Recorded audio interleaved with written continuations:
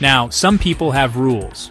Rules that say who is in and who is out, who is good and who is bad, who you can talk to and who you must walk away from. These rules were like big, tall fences, keeping people apart. They built walls around hearts. But Jesus didn't pay much attention to those kinds of rules. He was more interested in people.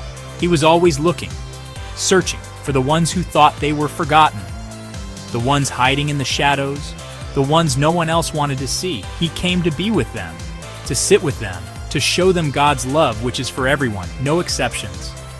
Jesus' love was a rule-breaking kind of love. It didn't fit inside the neat little boxes people had made. He was on a rescue mission, you see, but he wasn't rescuing the people who thought they were perfect. He was rescuing the ones who knew they weren't. The lonely ones, the sad ones, the ones who had made big mistakes. Jesus walked right past the important people, the shiny people, the ones who thought they had it all figured out. He walked straight to the people sitting in the dark, the ones who felt lost and all alone, and he sat down right beside them. He was the king of everything, but he didn't act like it. He didn't wear a big shiny crown or live in a fancy palace with guards at the door. Instead, he walked dusty roads and slept under the stars. His friends were not the rich or the powerful. His friends were fishermen and tax collectors, people others looked down on. He spent his time with the people everyone else tried to ignore. He came to knock down the fences and tear down the walls, not with a loud army, but with a quiet whisper of love, a gentle touch, and a kind smile that said, "You are wanted." This puzzled the rule keepers.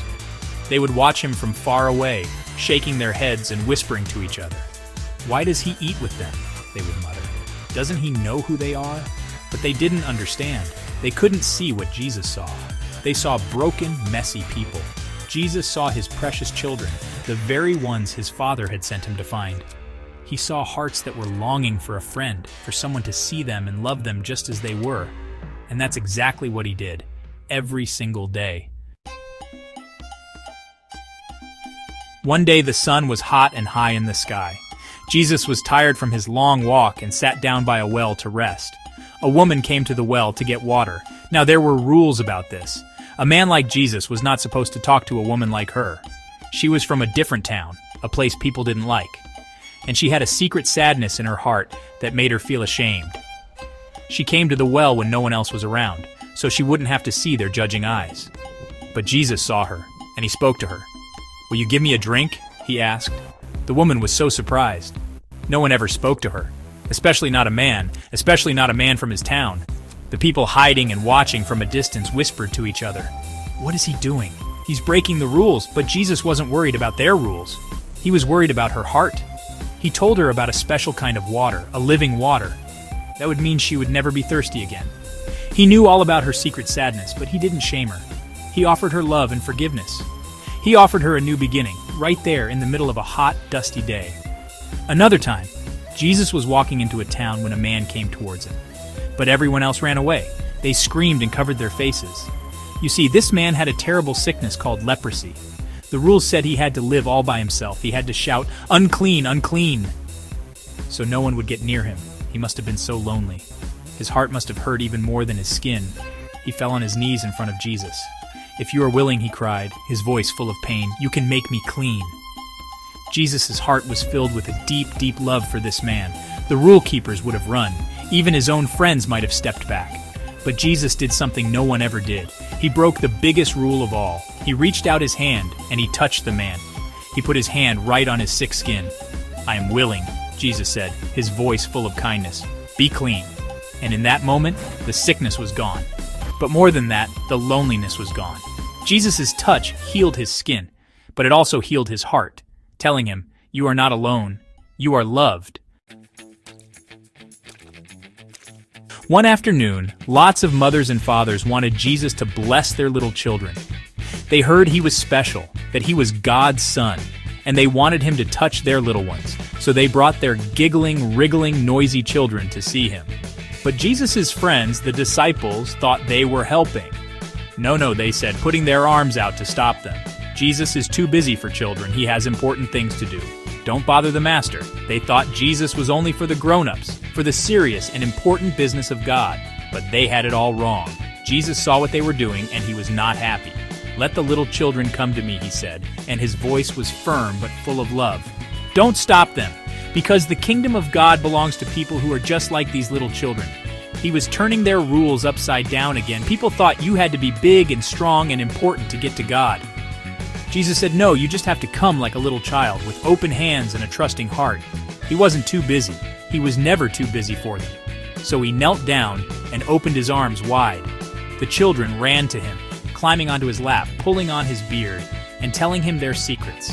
He hugged each one. He looked into their eyes and blessed them. He showed everyone that in God's family, the littlest are just as important as the biggest. The weakest are just as loved as the strongest. His love wasn't a prize you had to earn by being good or important.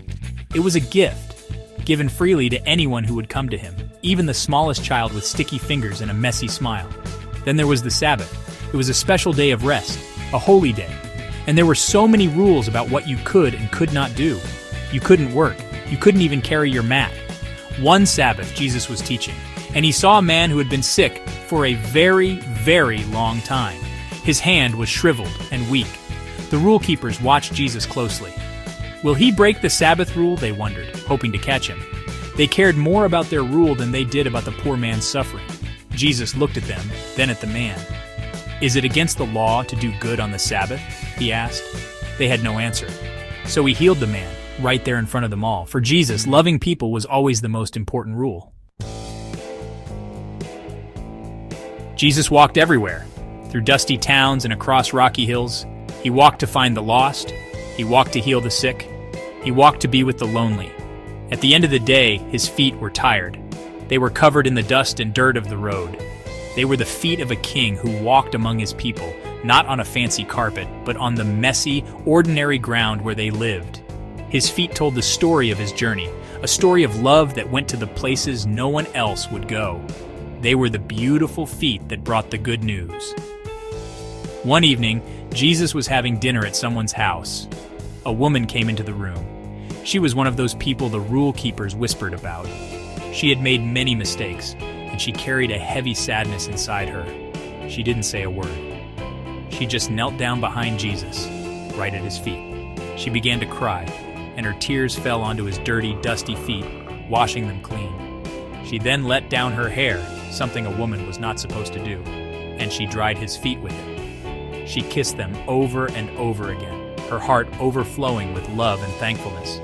She had brought something with her. It was a beautiful jar made of alabaster, and inside was very expensive perfume. It was probably the most valuable thing she owned. She broke the jar, and the wonderful sweet smell filled the whole room. She poured the perfume all over his feet. The people in the room were shocked. "What a waste," one of them said. "That could have been sold and the money given to the poor." They saw wasted money. But Jesus saw a beautiful heart. He saw someone who understood. Jesus turned to them. He knew what they were thinking. "Leave her alone," he said gently. "She has done a beautiful thing for me." This woman, who everyone else looked down on, understood Jesus' love better than anyone. He had welcomed her when no one else would. He had forgiven her when she felt unforgivable. And her heart was so full of gratitude that she had to pour it out, just like she poured out her precious perfume. She wasn't following the rules. She was following her love for the one who had broken all the rules for her, showing the world that the greatest rule of all is simply to love.